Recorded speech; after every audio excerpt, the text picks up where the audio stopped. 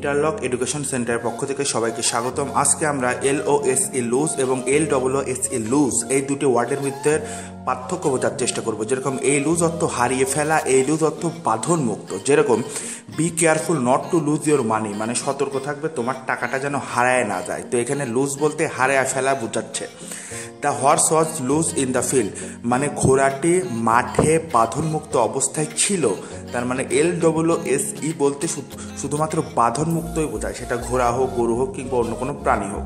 আচ্ছা, আর দুটো ওয়ার্ড হচ্ছে দ্য নাম্বার, এ নাম্বার। দুটাই নাম্বার, একটার সাথে দ্য অর্থাৎ ডেফিনিট আর্টিকেল আর একটার সাথে এ ইনডেফিনিট আর্টিকেল যুক্ত।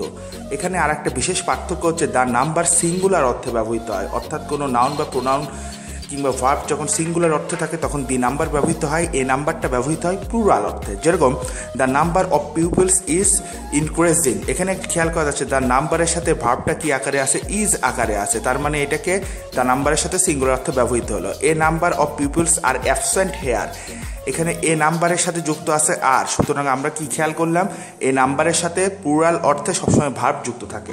ধন্যবাদ সবাইকে।